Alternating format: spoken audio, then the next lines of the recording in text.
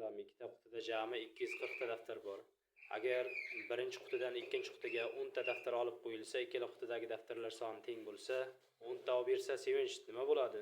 Har bir qutida nechta daftar bor? Topinglar. Tez.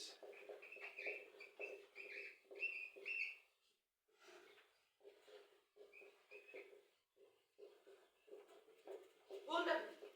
Malades. Alinir bir. Shoshmaysiz. Yaxshi. Har birini toping sevinch. Malades. Sevinch nechta deganini?